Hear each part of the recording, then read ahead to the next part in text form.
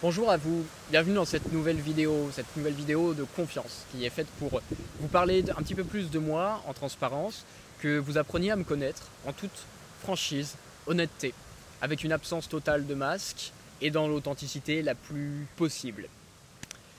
Je m'appelle Quentin, je suis entrepreneur multipotentiel, âgé de 26 ans et je suis passionné. Je suis passionné par tout un tas de sujets et ça doit probablement vous parler. J'aime apprendre tout un tas de choses. Et l'avantage quand on apprend tout un tas de choses, c'est qu'avec le temps, il y a un effet cumulé et des savoirs pris ici et là peuvent facilement trouver une cohérence commune et peuvent réussir à créer quelque chose. D'ailleurs, j'ai même envie, c'est l'inspiration actuelle, de vous parler par exemple de la raclette. Oui, peut-être que vous en mangez, peut-être que vous n'en mangez pas, peut-être que vous n'aimez pas ça. Moi, bon, je suis assez mitigé, j'en ai beaucoup mangé une année et puis j'en mange moins aujourd'hui, mais c'est l'exemple qui me vient.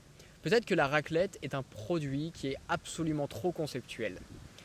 On pourrait se dire que c'est du grand n'importe quoi. Et pourtant, aujourd'hui, sachez que des dizaines et des milliers de gens, des dizaines de milliers de gens adorent la raclette, attendent la raclette avec impatience. Aujourd'hui, la raclette a permis de fédérer les gens autour d'une pierre chaude. La raclette est quand même un produit qui est quand même curieux.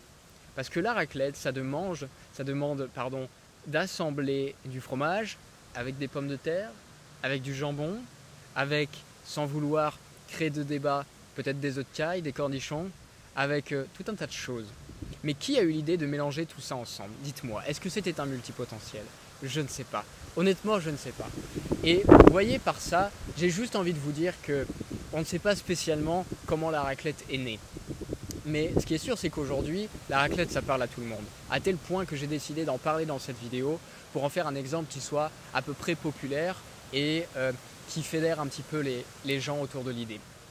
Je vous parle de ça parce que, comme je vous expliquais dans la vidéo précédente, il y a beaucoup d'hypersensibles, de personnes créatives, HPE, multipotentiels, qui sont dans des situations où ils ont perdu le mode d'emploi d'eux-mêmes et ils sont en galère, en difficulté et ils sont dans des grandes souffrances. Et parfois ils sont dans des crises existentielles parce qu'ils se demandent: est-ce que ce que je fais dans ma vie là, ça a du sens? Est-ce que je ne suis pas une ratée ou un raté? Et au final, est-ce que vraiment je vais servir à quelque chose dans ce monde? Est-ce que je vais peut-être, je ne sais pas, gagner ma vie ou quelque chose comme ça? Ça peut être des vraies questions concrètes, hein, je ne l'oublie pas. Eh bien, pensez que il y a des innovations comme celle-ci, j'ai parlé de la raclette même si ça reste mystérieux, qui aujourd'hui rendent un certain service à la société.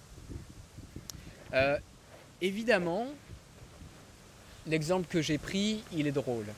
Et c'est normal, j'ai envie de créer du lien avec vous pour vous montrer qu'ici, on n'est pas sur une chaîne où on s'ennuie et on reste assez humain et on a la volonté d'avancer ensemble dans une direction long terme. Et donc autant que l'aventure soit joyeuse.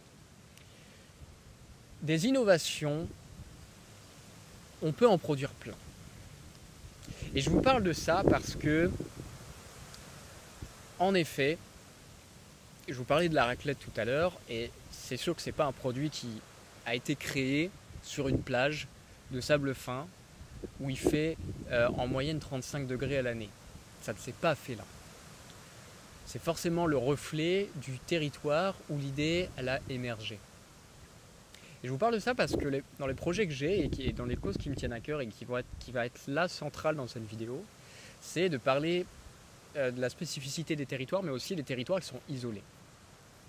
Donc, je vous l'ai dit, je m'appelle Quentin, je suis entrepreneur multipotentiel et j'ai eu la volonté de fédérer autour d'un mouvement, une idée de porter un mouvement entrepreneurial qui soit faiseur de différence et qui soit au service aussi à la fois des personnes en situation de précarité, que ce soit des entrepreneurs ou des personnes qui sont peut-être en situation de chômage ou autre, mais aussi des personnes qui sont sur des territoires plus délaissés, moins développés de la zone géographique en question que j'ai choisie, et qui peuvent être face à des situations où ils sont un peu dans le vide. Ils sont un peu dans le vide, c'est-à-dire qu'il y a beaucoup de choses qui se passent ailleurs, dans les grandes villes, etc. Mais chez eux, il n'y a pas de choses qui se passent. Et moi, vous voyez, je pense que du vrai développement durable peut se faire quand les territoires qui sont vraiment délaissés depuis des années, parfois un peu au profit d'autres grandes villes ou d'autres territoires, euh, je pense qu'une vraie innovation de développement durable, ce sera de considérer en fait ces territoires qui sont un peu délaissés, où il n'y a rien, entre guillemets, pour en faire des lieux où il y a des choses à faire. Et ça demande de l'innovation, ça demande, du coup, à un moment donné, peut-être, d'assembler, comme je le disais, différents éléments d'un territoire, différents talents, que ce soit des humains, des infrastructures, des organismes, des associations ou des entreprises, pour pouvoir créer quelque chose qui manque à ce territoire-là. C'est réellement, on va dire, dans un peu l'ADN du projet que j'ai proposé. Et vous voyez, la raclette, si on revient à notre histoire, d'accord, on ne sait pas du tout comment elle est venue. Et je pense qu'il y a plein de choses à créer dans des territoires qui sont plus délaissés, parce qu'il n'y a pas rien sur un territoire. Et s'il n'y a rien sur un territoire, eh bien on peut se mettre ensemble autour d'une table en cerveau collectif, de façon décentralisée, et dans la coopération, pour se dire qu'est-ce qu'il est stratégique de créer et où. Et ça, vous voyez, ça devient un défi intéressant pour un groupe d'humains qui sont passionnés, qui ont envie de faire des choses et d'aller loin ensemble. Ça peut même devenir une aventure humaine structurante. Faire d'un problème donné, où on va se mettre ensemble pour le résoudre, une aventure qui est fédératrice, qui crée des liens, et qui permet aussi de découvrir aussi d'autres personnes, d'autres amis éventuellement, et de pouvoir se faire des expériences entrepreneuriales. Parce qu'il n'y a pas de mieux pour entreprendre que d'entreprendre. Pour apprendre à entreprendre, il n'y a pas mieux que d'entreprendre directement. Alors voilà ce que je vous propose, c'est que désormais, vous soyez ensemble, et nous soyons ensemble aussi, pour avancer de façon coopérative dans l'intelligence collective, de façon décentralisée. Que vous tous, vous interagissiez ensemble en contact et puis que vous vous disiez « Ok, moi il y a ça sur mon territoire, moi il y a ça sur mon territoire.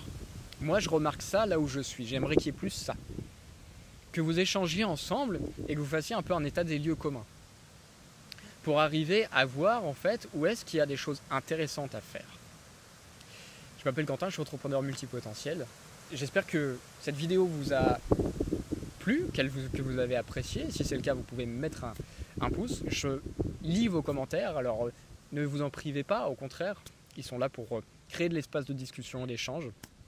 Et moi, je serai ravi de lire ce que cette vidéo aura créé comme réaction chez vous.